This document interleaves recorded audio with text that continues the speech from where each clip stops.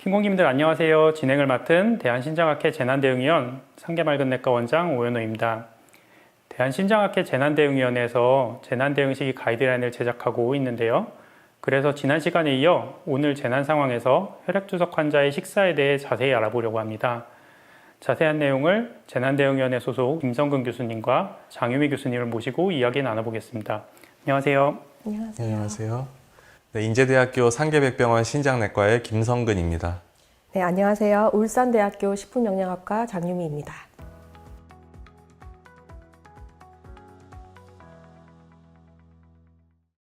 네, 칼륨 섭취 제한에 대해 말씀하셨는데요. 어떤 식품에 칼륨이 많으며 또 칼륨 섭취를 줄이기 위해 특별히 적용할 수 있는 방법이 있을까요?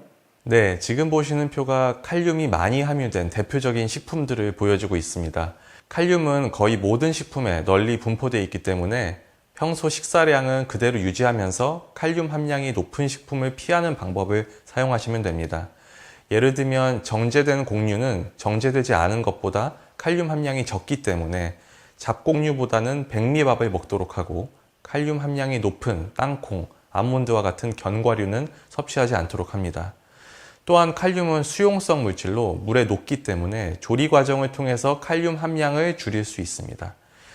채소를 채를 썰거나 잘게 토막을 내서 물에 오래 담갔다가 헹군 뒤에 조리하거나, 나물 같은 경우는 물에 데치거나 삶은 뒤 여러 번 헹군 다음 조리하면 식품 속의 칼륨 함량을 낮출 수 있겠습니다.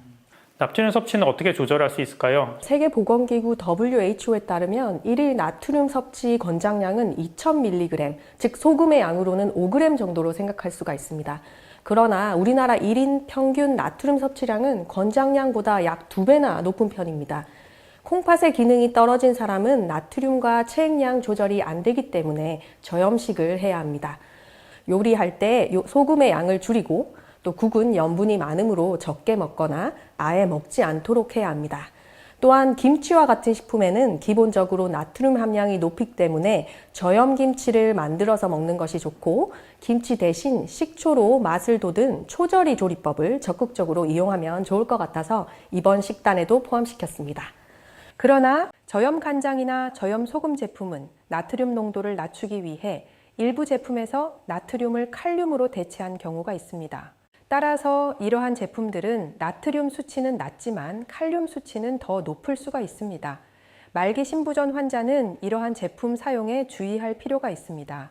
평소 식자재를 구입하실 때 콩팥병 환자는 영양 성분표를 확인하는 습관이 필요하겠습니다. 지금 보여주신 식단만을 따르면 좋겠지만 계절이라든가 본인 입맛에 따라 다른 것을 원하시는 경우도 있을 텐데요. 혹시 제시해 주신 식단을 변경하고 싶을 때는 어떻게 해야 할까요?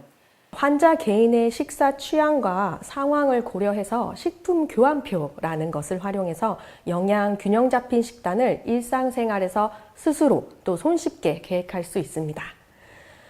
우리는 신장질환 환자를 위한 식품 교환표를 사용하면 되는데요. 식품 교환표는 영양 성분이 비슷한 식품들을 7가지 식품군으로 분류한 표입니다. 그림에서 보시다시피 7가지 식품군은 곡류군, 어육류군, 채소군, 지방군, 우유군, 과일군, 열량보충군으로 나뉘며 각 군의 식품은 1교환 단위로 표현되는데요. 이 1교환 단위란 영양소 함량이 비슷한 식품의 중량을 말합니다.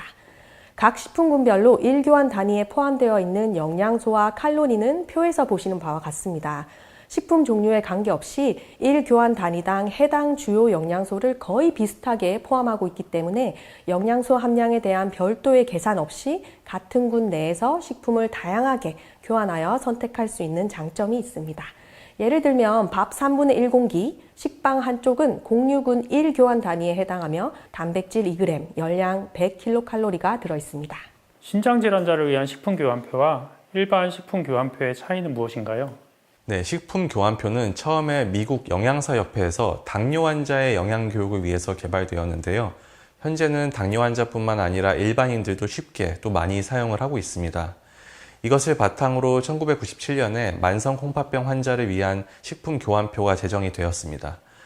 신장질환 환자가 자신의 식단을 스스로 계획할 수 있도록 만든 표가 되고요. 기존의 표가 탄수화물, 단백질, 지방, 열량을 고려했다면 이 표는 신장질환 환자가 유의해야 하는 단백질, 나트륨, 칼륨, 인, 그리고 열량을 고려합니다. 그리고 기존의 표는 단백질만 지방 함량에 따라 세 군으로 분류했다면 이 신장질환 환자를 위한 식품 교환표는 칼륨의 조절이 중요하기 때문에 채소군과 과일군을 칼륨 함량에 따라 세 군으로 분류하고 있습니다. 또한 기존의 표가 6개의 식품군으로 분류하였다면 이 표는 열량 보충군의 추가로 총 7군으로 분류되어 있다는 차이점이 있습니다. 우리 환자분들이 이 식품 교환표를 유용하게 잘 활용할 수 있을 것 같은데요. 식품 교환법을 이용한 식단 작성의 순서는 어떻게 되며 또 이때 주의해야 될 사항이 있을까요? 네, 먼저 대상자 각자에 맞추어서 일일 필요 열량과 에너지 영양소의 구성 비율을 결정해야 합니다. 다음으로 각 식품군별 교환 단위수를 결정하는데요. 처음에는 우유군, 채소군, 과일군 단위수를 결정하고요. 여기서 섭취하는 탄수화물, 단백질, 지방량, 그리고 칼륨, 나트륨, 인 양을 고려하여 남은 식품군의 교환 단위수를 결정합니다.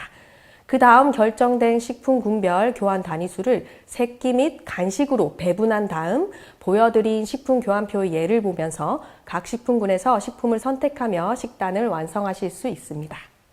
주의하실 점은 보시는 바와 같이 식품 교환표를 이용해서 식품을 교환할 경우 공유군의 밥과 식빵과 같이 같은 군끼리만 바꾸어 먹을 수 있고요. 밥 3분의 1 공기와 식빵 한쪽, 즉 같은 교환 단위량으로 바꾸어 먹어야 합니다. 김성근 교수님, 장유희 교수님께서 말씀해 주신 재난 대응 시기를 평상시에 적용하는 건 어떻게 생각하시는지요? 본 식단은 아쉽지만 평소 식단으로 사용될 수는 없음을 강조드리고 싶습니다. 지금 보여드린 식단은 투석 환자가 재난 상황이라는 특수한 응급 상황으로 인해 투석을 하지 못할 경우 부종으로 숨이 차거나 심장 문제가 발생하는 등의 위험을 낮추기 위해서 다소 극단적으로 식단표를 만든 것입니다. 따라서 본 식단은 재난이 혈액투석 환자에게 미치는 영향을 완화시킬 수 있는 교육 자료로 활용하시면 되겠으며 평상시에는 인이나 칼로리 등 더 많은 요인들을 고려해야 하기 때문에 이 식단을 유지한다면 그에 따른 부작용이 있을 수 있다고 생각을 합니다. 아까 칼륨 함량이 높은 음식은 피하라고 하셨는데요. 제도된 식품에는 영양표 같은 게 있지만 저희가 만드는 음식에는 영양표가 없는데요. 칼륨이 높은지 여부를 확인할 수 있는 방법이 있을까요? 네, 식품 영양 성분 통합 데이터베이스나 국가 표준 식품 성분표를 이용하시면 다양한 식품 속 영양소의 양을 쉽게 검색 가능합니다. 또한 앞에서 말씀드린 신장질환 환자를 위한 식품 교환표를 사용하시면 칼륨 함량에 따른 식품 종류의 예시가 제시되어 있어 참고하기 좋을 것 같습니다. 일반적으로 칼륨 함량에 따라 100mg은 저함량, 200mg은 중등 함량, 400mg은 고함량으로 분류합니다. 이러한 고함량 칼륨 식품군은 피하는 게 좋겠는데요.